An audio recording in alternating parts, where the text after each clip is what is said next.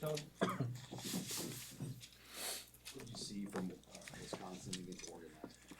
Yeah, that was a great game. I mean, they had it. They had the game.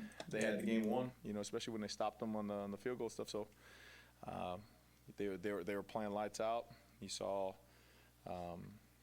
You saw they wanted to run the ball against that front, and they made plays. It was just very similar. Like, you know, they just the clock ran out on them. It wasn't that they weren't playing bad. It was just the clock ran out.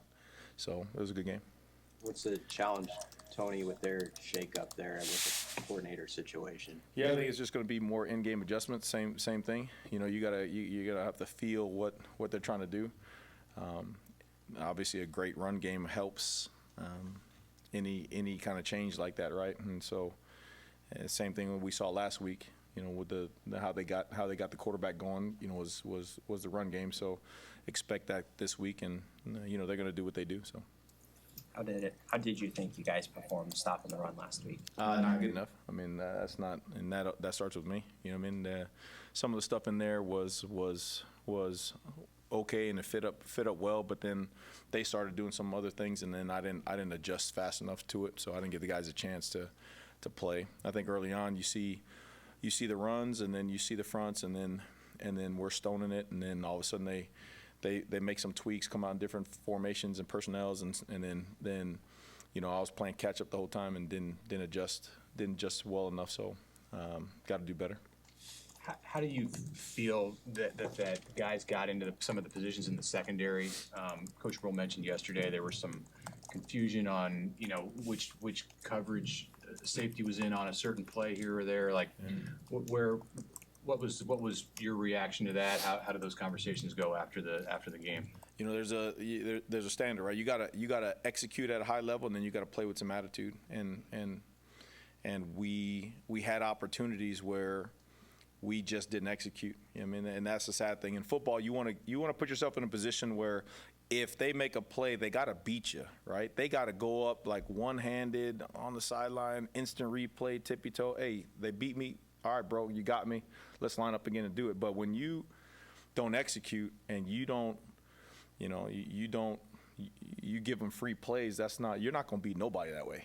And so, again, that starts with me and making sure we do the processes right at practice, make sure that guys know where they're supposed to be. You know, we don't take that stuff for granted. You know what I mean? That's the lesson, right? You got a veteran secondary and stuff, and you know you kind of let them go out there and all stuff, and then you got to reinforce the process all the time. You know, harp on them about the communication, make sure that they're looking at each other all the time, make sure they're communicating all the time, and give those guys a chance, because those guys can make those plays. I mean, so clearly it was something I did during the week that the message didn't get relayed.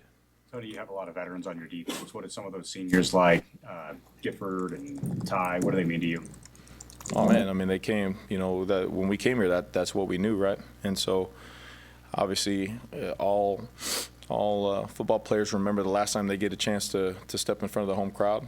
You know what I mean? And it's important that the young guys understand that this is their last go in Memorial. So we made sure that we told them that one day they're going to be the old guys, and they hope that the guys after them play their butts off for them. And so we'll see. You know, I know they're going to be excited to play. What's it been like working with Coach Hogerson the last couple of weeks? I don't know. He quiet dude, man. He all ball. Like, he gets up, and I see that door closed on the offensive staff, and I see him go out and get coffee and get food, and he goes right back in there. You know what I mean? So he's on point, you know, with it. So it's cool. It's fun. Tony, what do you want to see just from your guys in those one-on-one balls? Like USC had a couple big ones on you where you appeared to be in position but just weren't able to come down with them. That's it. You know what I mean? You want to get them in that position and believe and trust in your guys to go make the play, because that's what it is, right? When you play in this conference, and when you play the level of athletes, a la SC, Ohio State, I mean, you're going to be in position, right? The techniques, the training, the process during the week, that allows a good player to be in position. And now that's your time to shine. That's all you. You know what I mean? And so it just wasn't a day where we had those one-on-ones go our way, and so like today, we're just emphasizing it even more, things that we want to see. You know what I mean? So when those guys are in that, like today, Malcolm was in a kind of a similar position, with a one-on-one ball, and I think it was Jamal caught the ball, and then we went to Indy, and I told him, I was like, hey, look, you're always right there. I want to see this. I want to be deliberate in practice today. I want to see you actively, slip it and go and punch the ball. I want to see you actively go down and try to rip the ball out as he goes, because you are always in position. But now, we have to finish the right way. And that was the emphasis of coaches. Like, we're right there. We got to go finish the damn thing. So, What is Nashman Giv? Because Matt mentioned the other day he's maybe been playing banged up, and just how he's kind of fought through things. yeah, he wouldn't say a word. I mean, he don't say a word. If you a couple of games ago, UCLA, I think it was, you see him come out and he's limping. You know what I mean? A nose guard, knee brace limping in there, and then last week he was playing his tail off in there. You know what I mean? That's Nebraska. That's Nash. You know what I mean? That's who he is, DNA at his core, on display. And I think he gives a little bit of backbone to the defense. You know what I mean? Like, that guy right there, he don't say nothing. He shows up every day. He does things the right way. There ain't no reason for you not to do the same damn thing, period. So, I'm grateful for what he's done and what he means to us. How do you balance what I'm sure is some level of frustration over the way that your defense has played in the last month, with knowing that, like, there's a lot on the table in the next 2 weeks? Mm-hmm. I mean, it's not on it. It's on us, right? Like, there is a break in the process somewhere that allows those things to kind of slip in there. You know what I mean? So, like, for instance, signaling. Just something as, hey, whoever's signaling, we need to get them reps in practice. You know what I mean? We got to get those guys reps in practice versus either saying the calls to them or something as minute as that. You know what I mean? So it's always, when you don't have consistent success, you go back and say what was happening on Sunday, what was happening on Monday, what was happening on Tuesday, and then how to fix it, right? Because it's kind of like a dam. When one hole opens, you plug that one, but then there's another hole. So you got to consistently dive into the process, make sure everything from top down is correct and the way you want it. Otherwise, those things will creep up on you.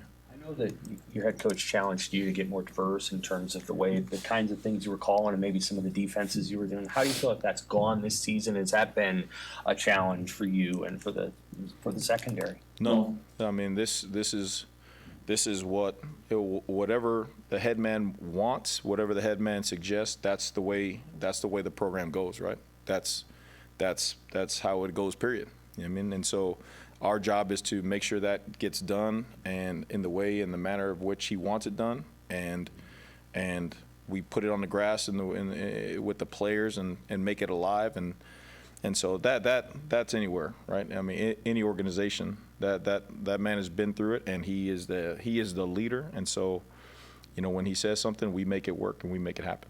How have you seen Tai elevate his game from this point last year to now? Yeah, I mean, that's a great one. When we first got here, he was, you didn't know, right? You got this big athlete, right? So you don't know. And then he's playing good last year early on. And then towards the end of last year, you saw, like, wow, this guy can be really good. Now we fast forward to this year. He starts off the year and he's playing really good.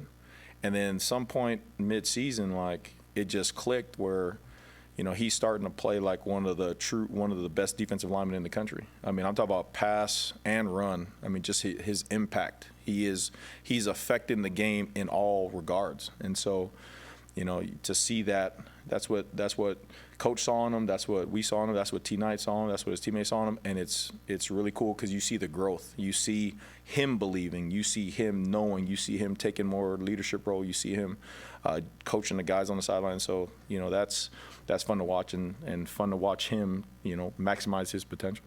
What are some of those other guys who are walking, not as well known maybe to the general public, but like Matt mentioned, like Grant Buda the other day? Yeah. I mean, it's sort of this era in college football shifts where you're going to the 105 roster and all that. And some guys are saying goodbye. Doc, I mean, we joke with him. He's a doc, and he wouldn't say 2 words. And that guy. I mean, that guy busts his butt every day. I mean, he's all Nebraska. He is, every time you watch him and see him and interact with him, he's smiling and all that kind of stuff. You know what I mean? Like, That's the backbone of programs, right? Those kind of guys, and those are the kind of guys that maybe the outside world doesn't miss, but when you're old and you talk about the things you miss about playing and being in the locker room, it's guys like Grant Buda. I mean, you say like, man, like, I remember just being in the locker room or just being in the players' lounge and seeing him there with all of his medical stuff, and I'm like, bro, I don't know how you do it, man. I don't know how you do it, and you miss those kind of guys. So it'll mean a lot to a lot of people. So we need to play our tails off. All good. Thank you.